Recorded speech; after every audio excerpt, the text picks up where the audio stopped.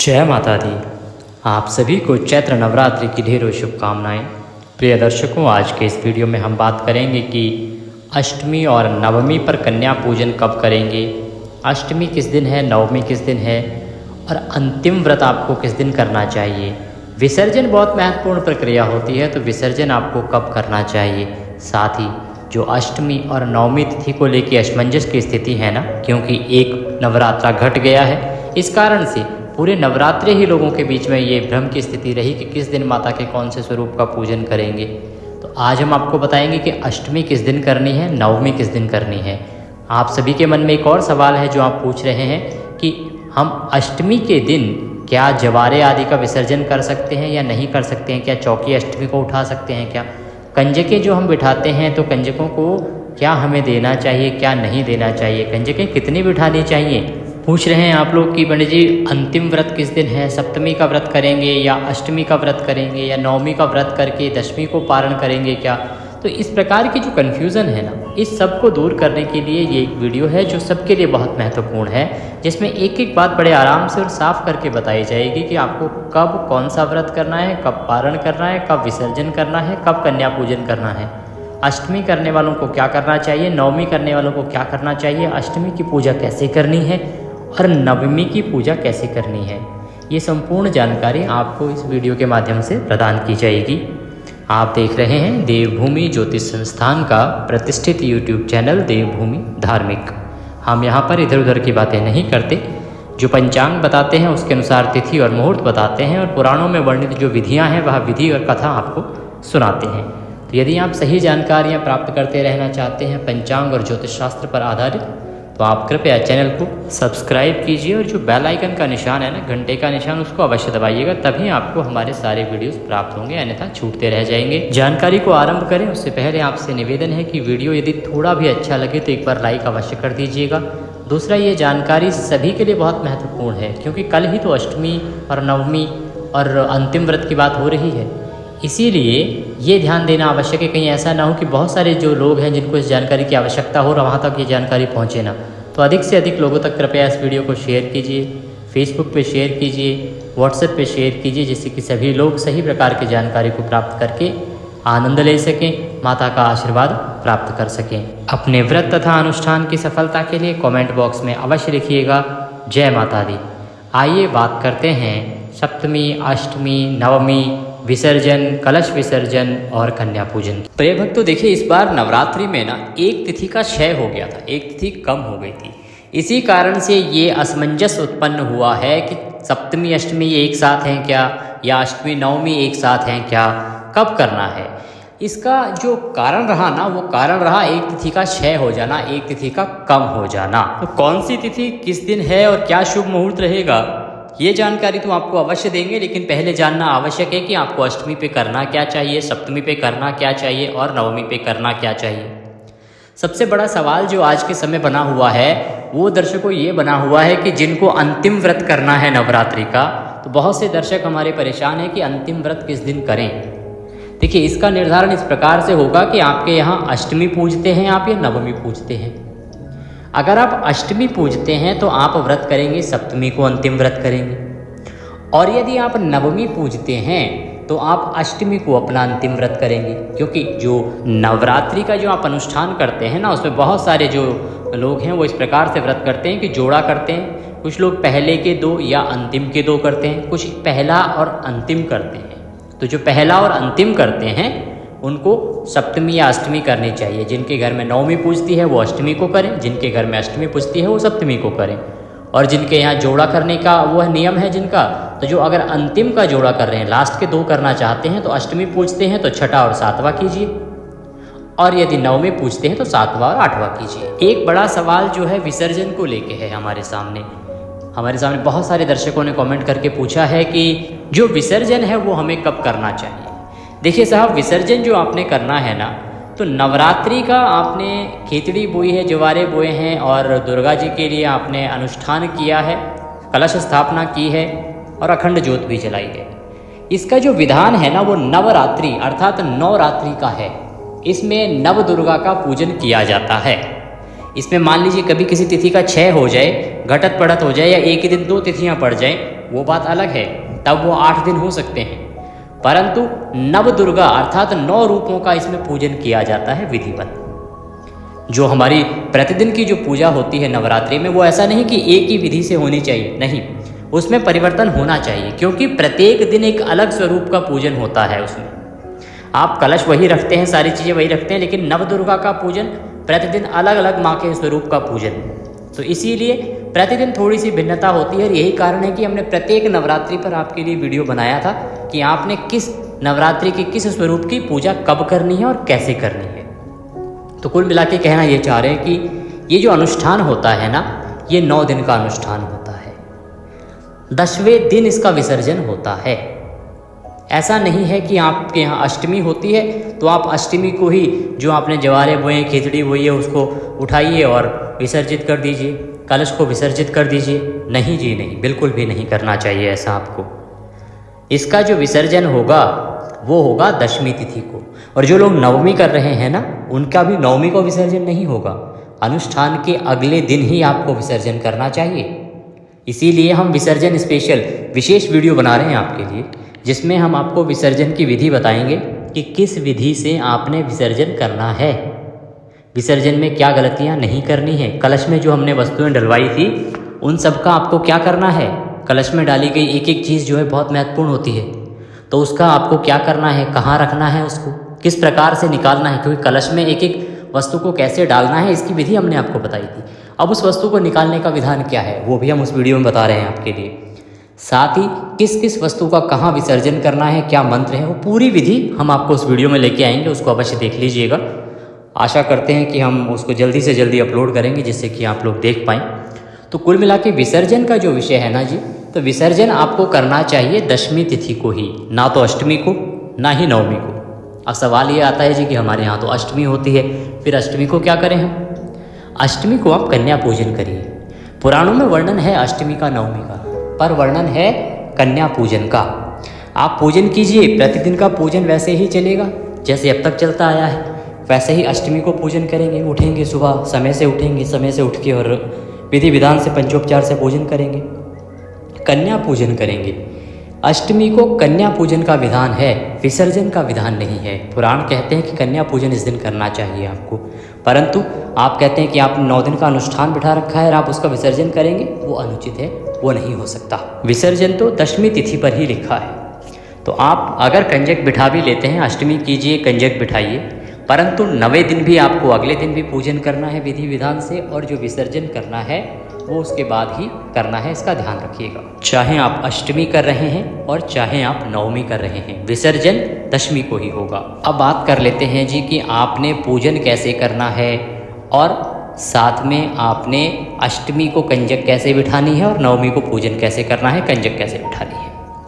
देखिए, अष्टमी और 9वीं दोनों ही तिथियों का एक ही साथ हम वर्णन कर देते हैं आपको। अष्टमी का पूजन हमने आपको पिछले वीडियो में बताया था और आज हम आपको 9वीं का पूजन बता देते हैं। और जिन लोगों ने वह वीडियो अगर नहीं देखा है तो हम आपके लिए अष्टमी की जानकारी भी सूक्ष्म रूप में इस वीडियो में ही प्रदान साथ के साथ करेंगे कि पूजा विधि कैसे रहेगी। तो आपको सुबह सूर्योदय के पहले उठ जाना चाहिए। उठने के बाद स्नान आदि करके स्वच्छ वस्त्र धारण करके देवी भगवती की उपासना के लिए पूजा सामग्री एकत्र कर लीजिए। जो लोग आज के दिन ही केवल पूजन कर रहे हैं उनके लिए भी विधि बता रहे हैं, और जिन्होंने अनुष्ठान अर्थात जो प्रतिपदा से स्थापित करके बैठे हैं चौकी आदि, उनके लिए भी बता रहे हैं। तो जो केवल अष्टमी या 9वीं को पूजन कर रहे हैं ना, उनको कैसे माता की स्थापना करनी है वो पहले जान लेते हैं, फिर पूजन आरंभ करेंगे। तो आपके पास माता की कोई प्रतिमा या तस्वीर आपने लेनी है। चौकी हो तो चौकी लीजिएगा, बिछाने के लिए लाल वस्त्र लीजिएगा, तांबे का पात्र लीजिएगा अर्थात तांबे का लोटा लीजिएगा, उसमें पहले गंगा जल भरिएगा, फिर उसमें शुद्ध जल भर लीजिएगा। इसके अतिरिक्त रौली, मौली, पान, सुपारी, लौंग, इलायची, धूप, दीप, नैवेद्य के रूप में जो भी मिठाई आपके पास है वह अर्पित कीजिएगा। आप अष्टमी को पूजन कर रहे हैं तो गोले का भोग भी माता को लगा सकते हैं, अति प्रिय है माता को। अन्यथा आप कोई भी मीठी बर्फ़ी ले सकते हैं, या कुछ ना मिले तो मिश्री का भोग भी नैवेद्य के रूप में लगा सकते हैं। इसके अतिरिक्त माता को अर्पित करने के लिए पुष्प लीजिएगा। लाल रंग के पुष्प आपको अवश्य लेने हैं।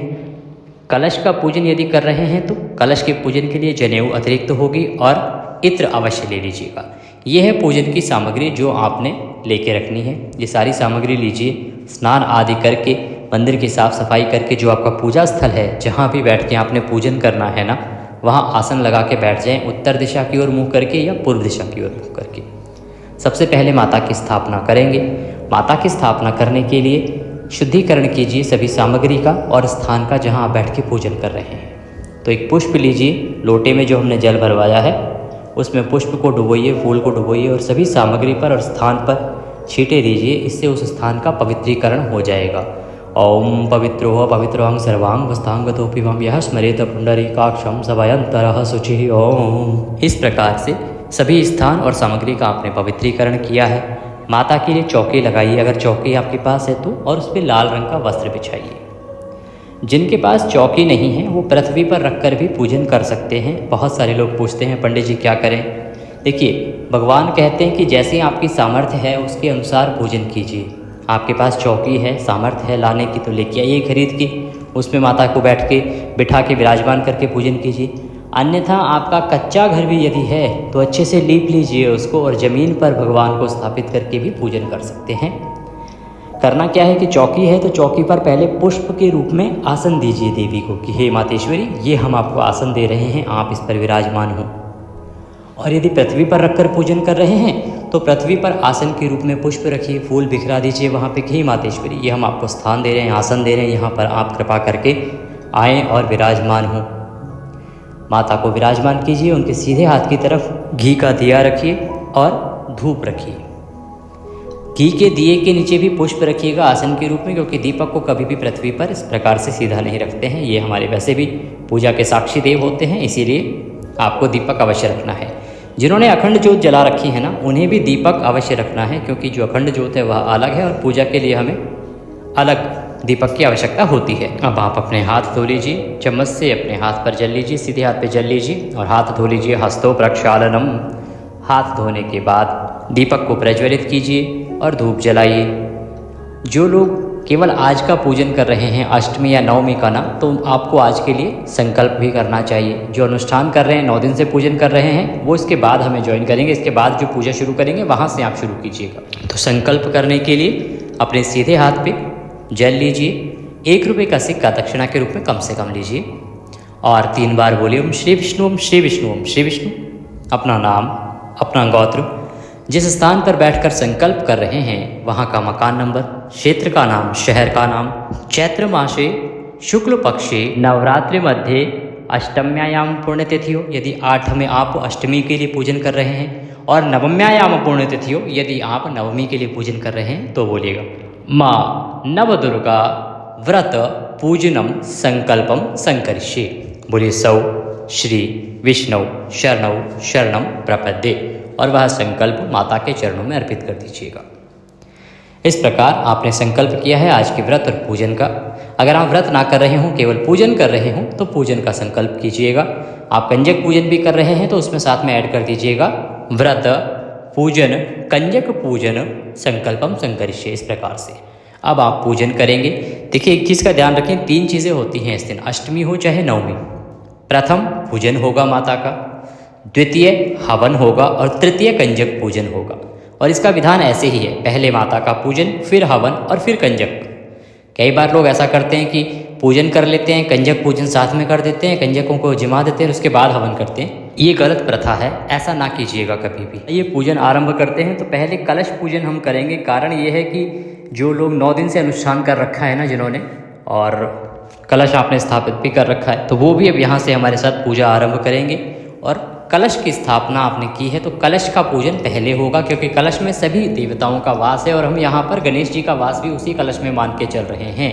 और प्रथम पूज्य गणेश होते हैं, इसीलिए कलश पूजन पहले और उसके बाद हम करेंगे माता का पूजन। तो कलश देव का पूजन करने के लिए कलश देव के पास एक पात्र रख दीजिए, कटोरी रख दीजिए, जिसमें कि हम पूजन की सामग्री अर्पित करेंगे, वो इधर उधर फैलेगी नहीं। 1-1 चम्मच जल 1-1 मंत्र पे अर्पित कीजिएगा कलश देव को। ओम भूर्भुवः श्री कलश देवाय नमो नमः पद्यम समर्पयामि। 1 चम्मच जल लीजिए, पद्य के रूप में अर्पित कीजिए। ओम भूर्भुवः श्री कलश देवाय नमो नमः अर्घ्यम समर्पयामि। 1 चम्मच जल लीजिए, अर्घ्य के रूप में अर्पित कीजिए। ओम भूर्भुवः श्री कलश देवाय नमो नमः आचमनीम समर्पयामि। आचमनी के रूप में कलश देव को जल अर्पित कीजिए। अब आप कलश देव को स्नान के लिए जल अर्पित करेंगे, स्नान कराएंगे। त्रिवेणी का जल यदि किसी के पास है तो आप उसको प्रयोग कर सकते हैं। ओम भूर्भुवः श्री कलश देवाय नमो नमः। स्नानम जलम समर्पयामि। अब पंचामृत से स्नान कराएंगे। पंचामृत से स्नान कराने के लिए पंचामृत बनाइए। कच्चा दूध, दही, घी, शहद और शक्कर, ये 5 चीज़ें हैं। इन 5 चीज़ों को मिला लीजिए, मिला के पंचामृत बना लीजिए और पंचामृत को आप एक पुष्प पर ले लीजिए, फूल पर लगा लीजिए और उसको आप कलश देव को अर्पित कीजिएगा। ओम भूर्भुवः श्री कलश देवाय नमो नमः। पंचामृत स्नानम समर्पयामि। पंचामृत स्नान आपने कराया। अब शुद्धियोदक स्नान कराएंगे। शुद्ध जल से स्नान कराएंगे तो पुनः 1 चम्मच शुद्ध जल अर्पित करेंगे। ओम भूर्भुवः श्री कलश देवाय नमो नमः। शुद्धियोदक स्नानम जलम समर्पयामि। शुद्धियोदक स्नान कराने के बाद कलश देव को वस्त्र अर्पित करेंगे। वस्त्र के रूप में मौली का टुकड़ा तोड़िए और वह वस्त्र के रूप में अर्पित कीजिएगा। ओम भूर्भुवः श्री कलश देवाय नमो नमः। वस्त्रम समर्पयामि। वस्त्रम उपवस्त्रम यज्ञोपवीतम। यज्ञोपवीत अर्पित करेंगे कलश देव को। जनेऊ आपने अवश्य लाए होंगे। आप जनेऊ को पहले रौली लगा लीजिएगा और उसके बाद मंत्र पढ़ते हैं, वह जनेऊ आप अर्पित कीजिएगा। ओम भूर्भुवः श्री कलश देवाय नमो नमः। यज्ञोपवीतम समर्पयामि। यज्ञोपवीत अर्पित कीजिए। तिलकम, अब तिलक लगाएंगे, तिलक अर्पित करेंगे।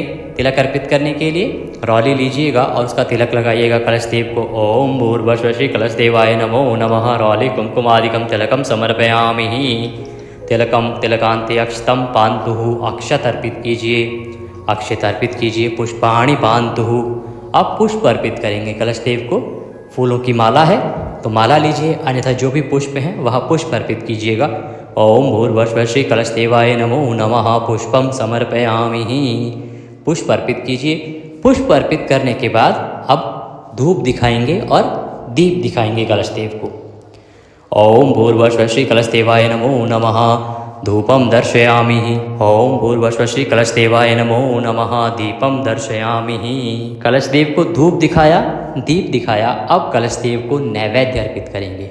नैवेद्य के रूप में आपके पास कोई मिठाई है तो मिठाई लीजिएगा, फल है तो फल लीजिएगा, या आप मिश्री ले सकते हैं, वह भी नैवेद्य के रूप में अर्पित कर सकते हैं। ओम भूर्भुवः श्री कलश देवाय नमो नमः। नैवेद्यम समर्पयामि। नैवेद्य अर्पित कीजिए। नैवेद्य के बाद अब जलाचमनी, भोजनांते जलाचमनी कराएंगे कलश देव को। जलाचमनी कराने के लिए 1 चम्मच जल अर्पित कीजिएगा। ओम भूर्भुवः श्री कलश देवाय नमो नमः। भोजनांते जलाचमनिम समर्पयामि। इस प्रकार से आपने जलाचमनी कराई। जलाचमनी कराने के बाद तांबूलम पूंगी फलम, तांबूल अर्पित करेंगे। तांबूल तो एक पान का पत्ता लीजिए, उसकी डंडी तोड़ दीजिए, 2 लौंग, 2 इलायची, 1 सुपारी उसमें रखिए, पान का बीड़ा बनाइए और वह कलश देव को आप अर्पित करेंगे। ओम भूर्भुवः श्री कलश देवाय नमो नमः। तांबूलम समर्पयामि। तांबूलम पूंगी फलम शुभ दक्षिणायाम शुभदो वर्धो भवः। अब कलश देव को दक्षिणा अर्पित करेंगे। ओम भूर्भुवः श्री कलश देवाय नमो नमः। शुभ दक्षिणायाम द्रव्यम समर्पयामि। जो भी आप द्रव्य राशि अर्पित करना चाहते हैं वह अर्पित कीजिए। द्रव्य अर्पित करने के बाद हाथ जोड़ के कलश देव को नमस्कार कीजिए और कलश देव से प्रार्थना कीजिए कि हे कलश देव, आपके अंदर हमने सभी देवताओं का आवाहन किया है, पूजन किया है, इसे आप स्वीकार करें और दया का आशीर्वाद प्रदान करें। इस प्रकार से आपने कलश पूजन करना है। कलश पूजन करने के बाद हम आदिशक्ति भवानी जगदम्बा का पूजन करेंगे। माँ का पूजन करने से पहले माता का ध्यान कीजिएगा। ध्यान करके नमस्कार कीजिएगा। माता से निवेदन कीजिएगा कि वो आएँ और यहाँ विराजमान होके पूजन को स्वीकार करें। अपने स्थापना भी की है, जिन्होंने आज ही स्थापना की है, आज की पूजा करेंगे, उनके लिए आवाहन करना है। और जो लोग पहले से पूजन कर रहे हैं 9 दिन का, तो आपके यहाँ तो देवी साक्षात विराजमान है ही। या देवी सर्वभूतेषु मां नवदुर्गा रूपेण संस्थिता नमस्तस्यै नमस्तस्यै नमस्तस्यै नमो नमः। हे मातेश्वरी, हम आपका आवाहन करते हैं, पूजन करते हैं, आप यहाँ विराजमान हों और उसे स्वीकार करें। इस प्रकार से माता से निवेदन करें और उनका पूजन आरंभ करें। माता के सामने एक पात्र रख दीजिए, कटोरी आदि को, जिसमें कि आप पूजा की सामग्री अर्पित करेंगे और वह फैलेगा नहीं। माता को पद्य अर्घ आचमनी अर्पित कराएंगे। या देवी सर्वभूतेषु मां नवदुर्गा रूपेण संस्थिता नमस्तस्यै नमस्तस्यै नमस्तस्यै नमो नमः। ओम भूर्भुवः नवदुर्गा देव्यै नमः। पद्यं समर्पयामि। या देवी सर्वभूतेषु मानवदुर्गारूपेण संस्थिता नमस्तस्यै नमस्तस्यै नमस्तस्यै नमो नमः। ओम भूर्भुवः श्री दुर्गादेव्यै नमः। अर्घ्यं समर्पयामि। पुनः एक चम्मच जल लीजिए, अर्पित कीजिए। अब आचमनी कराएंगे। या देवी सर्वभूतेषु मां सिद्धिदात्री रूपेण संस्थिता नमस्तस्यै नमस्तस्यै नमस्तस्यै नमो नमः। एक चम्मच जल लीजिए, आचमनी के रूप में अर्पित कीजिए। अब माता को स्नान कराएंगे। स्नान कराने के लिए जल अर्पित करेंगे। स्नान कराएंगे जल से तो जल अर्पित करेंगे। एक चम्मच जल लीजिएगा, अर्पित कीजिएगा। जो प्रतिमा पर अगर पूजन कर रहे हैं वहाँ पर प्रतिमा पर जल अर्पित कीजिएगा। त्रिवेणी के जल का प्रयोग भी कर सकते हैं, अति उत्तम रहेगा। या देवी सर्वभूतेषु मां नवदुर्गा रूपेण संस्थित नमस्तस्यै नमस्तस्यै नमस्तस्यै नमो नमः। ओम भूर्भुवः नवदुर्गादेव्यै नमः। स्नानं जलं समर्पयामि। अब पंचामृत अर्पित करेंगे। पंचामृत पुष्प पे लगाइए और देवी को अर्पित कीजिए। ओम भूर्भुवः नवदुर्गादेव्यै नमः। पंचामृत समर्पयामि। शुद्धोदक जल से आप स्नान कराएंगे। शुद्धोदक स्नान कराएंगे, पुनः जल अर्पित कीजिएगा। ओम भूर्भुवः नवदुर्गादेव्यै नमः। शुद्धोदक स्नानं जलं समर्पयामि। देवी को वस्त्र अर्पित करेंगे। वस्त्र के रूप में आप माता को चुनरी चढ़ाएं, माता को साड़ी चढ़ाएं। जो भी वस्त्र लाए हैं वह वस्त्र चढ़ाएं। और जो अष्टमी का पूजन कर रहे हैं, कंजक बिठा रहे हैं, उन्हें भी आज के दिन वस्त्र अवश्य ही अर्पित करने चाहिए। यदि प्रथम दिन पर आपने वस्त्र अर्पित नहीं किए थे तो यथा मौली का एक टुकड़ा तोड़िए और वह वस्त्र के रूप में देवी को अर्पित कर दीजिए। वस्त्र अर्पित करके तिलक करेंगे। ओम भूर्भुवः श्री दुर्गा देव्यै नमः। कुमकुम आदिकम तिलकम समर्पयामि। लगाइए रौली कुमकुम से अक्षत लगाइए। देवी को अक्षत लगा के फूलों की माला अर्पित करेंगे। ओम भूर्भुवः श्री दुर्गा देव्यै नमः। पुष्पम समर्पयामि। माल्यार्पणम कुरु। पुष्प अर्पित कीजिए और माला पहनाइए देवी को। रंग के पुष्प यदि आप लाए हैं तो वह विशेष फलदायी होते हैं। अर्पित करने के बाद धूप दिखाएंगे, दीप दिखाएंगे। या देवी सर्वभूतेषु मां नवदुर्गा रूपेण संस्थितै नमस्तस्यै नमस्तस्यै नमस्तस्यै नमो नमः। ओम भूर्भुवः श्री नवदुर्गा देव्यै नमो नमः। धूपम दर्शयामि, दीपम दर्शयामि। धूप दिखाइए, दीप दिखाइए। नैवेद्य अर्पित करेंगे। ओम भूर्भुवः श्री दुर्गा देव्यै नमो नमः।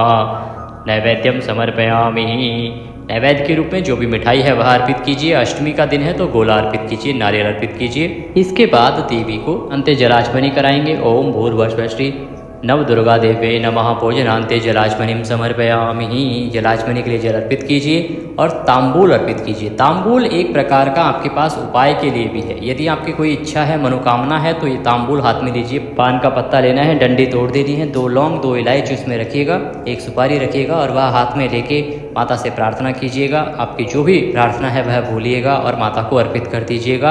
आपकी मनोकामना माता अवश्य पूरी करेंगी, ऐसा माना जाता है। या देवी सर्वभूतेषु मां नवदुर्गा रूपेण संस्थितै नमस्तस्यै नमस्तस्यै नमस्तस्यै नमो नमः। ओम भूर्भुवः नवदुर्गा देव्यै नमः। तांबूलं समर्पयामि। शुभ दक्षिणायाम। देवी को द्रव्य अर्पित करेंगे, शुभ दक्षिणा अर्पित कीजिएगा। ओम भूर्भुवः श्री नवदुर्गा देव्यै नमः। शुभ दक्षिणायाम द्रव्यम समर्पयामि। द्रव्य अर्पित करके माता को हाथ जोड़ के प्रार्थना कीजिएगा। हे परमेश्वरी, हे जगदम्बे, आज के दिन हमने ये अष्टमी का पूजन किया है या हमने नवमी का पूजन किया है, इसे आप स्वीकार करें और दया का आशीर्वाद प्रदान करें। क्षमा याचना के लिए हम विसर्जन करवाएंगे, उसमें आपके लिए बोलेंगे।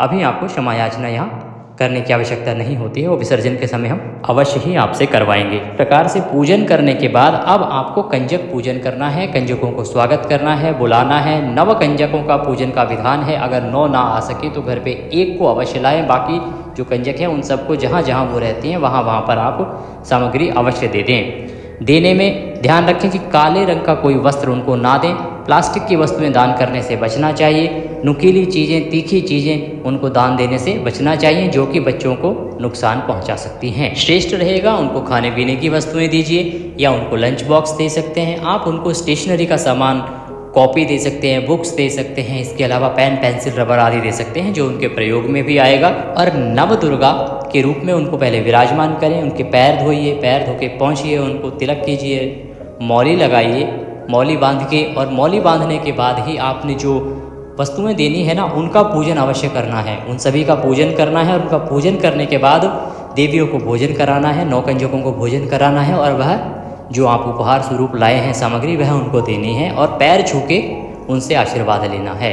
इस प्रकार से आपको कन्या पूजन करना चाहिए। बात आती है कि करना कब है, सप्तमी कब है, अष्टमी कब है, नवमी कब है और शुभ मुहूर्त क्या रहेगा। देखिए जी, सप्तमी जिनको व्रत करना है ना, तो आपको व्रत करना चाहिए 4 अप्रैल को सप्तमी रहेगी सूर्य के मुख से। 5 अप्रैल को सूर्य के मुख से अष्टमी है और अष्टमी की कंजकें बैठेंगी 5 अप्रैल को, और जो व्रत करने वाले हैं व्रत करेंगे 5 अप्रैल को। और नवमी रहेगी 6 अप्रैल को। रामनवमी का त्यौहार भी इसी दिन बनाया जाएगा। सूर्य के मुख से नवमी है, इसलिए कंजक भी नवमी की इसी दिन बैठेंगी, जिनके यहाँ नवमी होती है। शुभ मुहूर्त की बात करें तो ध्यान रखिएगा कि राहु काल के अलावा बाकी सारा समय इन दोनों तिथियों पर शुभ माना जाता है। तो जिस दिन अष्टमी है उस दिन राहु काल रहेगा सुबह 9 बजे से और 10:30 बजे तक। तो इस दिन आपको इस समय में कंजक बिठाने से बचना चाहिए। बाकी समय जो है वो शुभ है, श्रेष्ठ है, उसमें आप कंजक करिएगा। नवमी के दिन जो है राहु काल वो सायंकाल को होता है, वो शाम को 4:30 से और 6 बजे तक रहेगा, क्योंकि राहु काल वार के अनुसार होता है। शनिवार को सुबह होता है और रविवार को शाम को 4:30 से 6। तो ये थी जानकारी थोड़ी सी भी अच्छी लगी हो तो कृपया लाइक अवश्य कर दीजिएगा, और हम आपके लिए विसर्जन का वीडियो बना रहे हैं, उसे आप अवश्य देखिएगा। जय माता दी।